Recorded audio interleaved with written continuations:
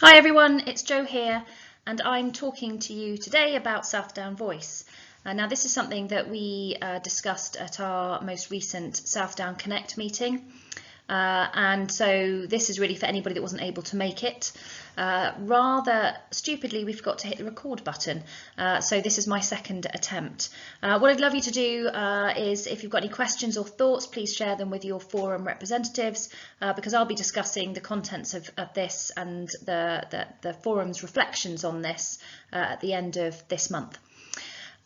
So why am I talking to you today about Southdown Voice? Well, I think there are three really important reasons. So the first thing to say is that our strategy puts people at the heart of everything we do. And we know from psychology that choice and control are so important to individuals' sense of well-being and value. And I think even more than that, the most important thing to say is that we believe as an organisation that listening genuinely will help Southdown make better business decisions, think more creatively, work more inclusively, and actually manage change more effectively. And so I guess what we're saying is that we believe that we should and do care deeply about your views, and that we want to create the conditions necessary for you to be able to have real influence over your working lives. So I'm just going to move on to the next slide. You have to bear with me because I'm recording this. So really what we're trying to do is shift the dial of voice in Southdown. And I think at this point it's important to say that we have forums, and our forums have great representation and do a really good job of reflecting your thoughts and your views. But I think there is a massive opportunity to really up the ante around listening to voice in Southdown, and I've called this shifting the dial, and really creating noticeable change as a result of your thoughts and opinions. And so the kind of shift we're trying to make, I guess there are four things. So the first is that we want to create a genuine two-way dialogue. And that means shifting from thinking about forums as a place of communicating stuff to a place where we really discuss things that are important. So two-way listening. We want to try and create a really informed voice in Southdown, and so that's starting to make a shift from being hierarchical in terms of the sort of knowledge that we hold within Southdown, to thinking in a more distributed way about how we share knowledge, so that when you show up, when you express your voice, you're doing it within a context of understanding about what's going on in Southdown. We want to really start to focus on addressing the strategic issues and decisions in Southdown. And so for me, this is about making a shift from sort of transactional conversations to really transformational conversations where your voice is helping us make better decisions. And I think the final thing to say is we're wanting to really improve the flow of information and voice within Southdown, so that we get a real sense of kind of continuous voice and continuous listening within Southdown. So we're moving from, I would suggest, from a sort of static place where we meet at a certain number of times during the year, which we'll still do, but to a more ongoing dialogue, and I'll talk about how we facilitate that in a minute. So a shift from a sort of static voice within Southdown to a dynamic voice within Southdown. So what might this look like in practice? Well, I hope this slide brings it to life a little bit. So what I'm suggesting we do is that we turn our forums, as they currently are, into something called Southdown Community Voices. And these are about really taking into account local opinion within the area that you particularly work. So there is influence over your local working environment. And those Southdown voices, where there are common themes across them, would flow up into what I'm calling a Southdown Assembly. And that Southdown Assembly would probably meet 3 times a year. And that will discuss both common sort of themes, hot topics that come through from Southdown Community Voices, but also would be there discussing some of the big decisions that might come down from the executive team. So you can help shape our decision making. So a really great example is Christmas and Christmas arrangements and working arrangements, and to have an open and transparent discussion about the sort of things we have to take into account when we're making those decisions around Christmas, and to what extent it's reasonable and we are able to make decisions that are kind of fair and consistent. So they're the sort of things that I would love to be able to discuss with a sort of Southdown Assembly going forward. And then one of the other things that I'm suggesting we have is an elected member of the board R&N committee. R&N stands for Remuneration and Nomination Committee. They are a subgroup of the board, and their role is to make sure and seek assurance that Southdown is running the organisation in a way in which has integrity with sort of the things that we want to do with our people and culture. So it's very much focused on people and culture. And then underpinning all of that, you'll see at the bottom of this infographic is two things: employee networks and digital communication tools. And employee networks are much more informal.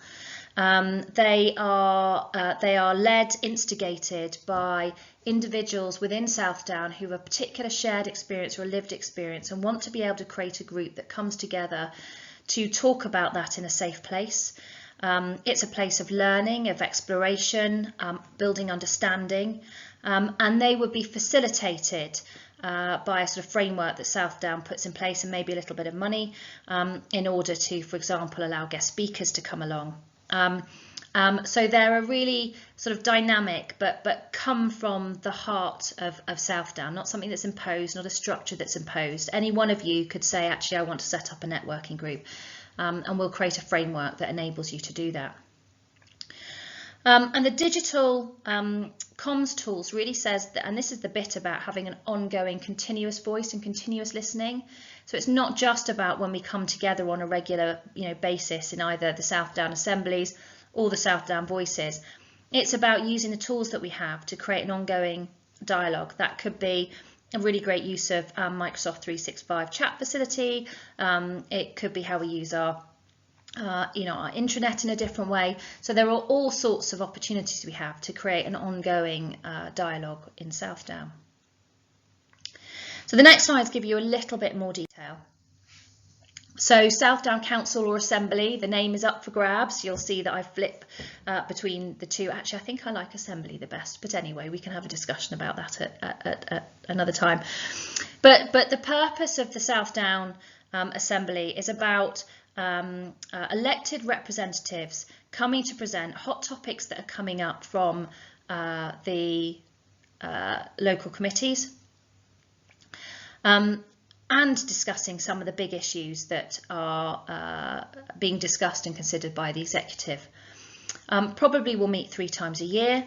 We'll be a single group from across Southdown, elected representatives from our community voices, and it will be led by Neil and attended by all exec members.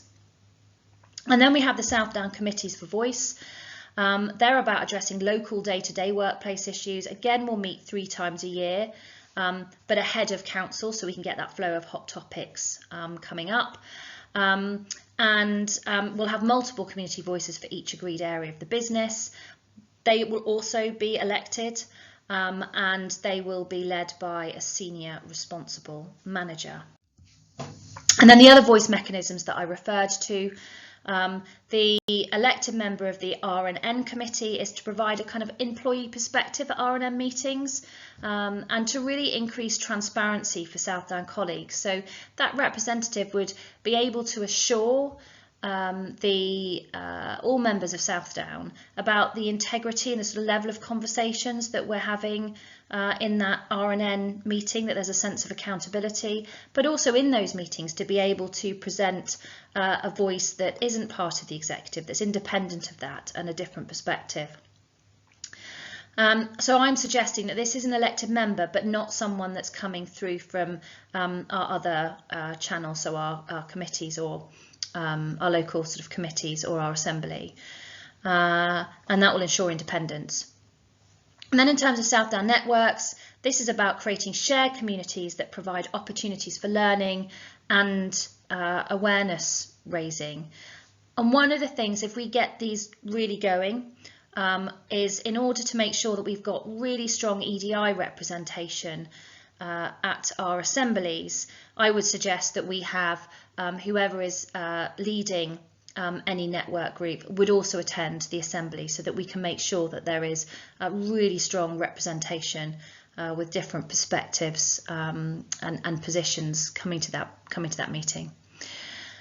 So they're voluntary groups of employees that come together based on a shared identity or life experiences. They're instigated and led by someone with passion for a particular area. I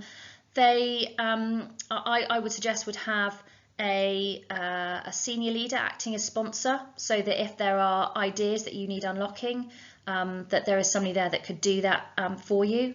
And that there might be a small amount of funding to allow you to have speakers or somebody come, or an event that would help raise a profile of what you're doing. But they're very informal and led by members of Southdown. So what would we do next? I think I've already said that we'll discuss these proposals with the forums. I had a great conversation with the EDI group the other day. We would need to develop an updated constitution in terms of reference, which would outline all sorts of things like how many staff reps we have, how we run the elections, what do our constituencies look like, what's the length of term, how often do we meet, how do we set agendas, all of those things.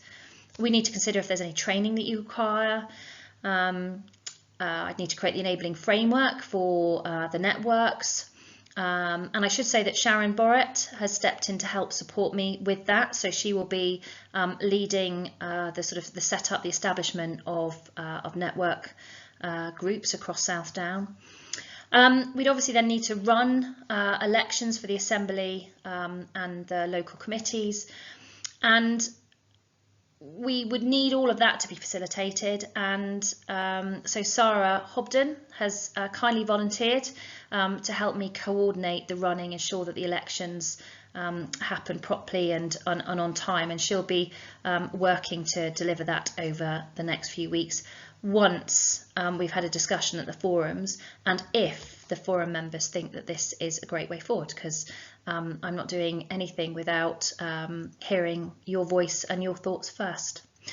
So that's everything from me. I hope you're excited by this. I am too. I say this often, but I kind of grew up in an organisation where hearing voice, listening to it, responding it, ensuring it informed decision making was constitutionally mandated. So it's really, really part of how I like to work. So I'd love to hear your thoughts. I'm looking forward to my discussions with forums at the end of this month, and if you've got any questions, give me a shout. Thanks.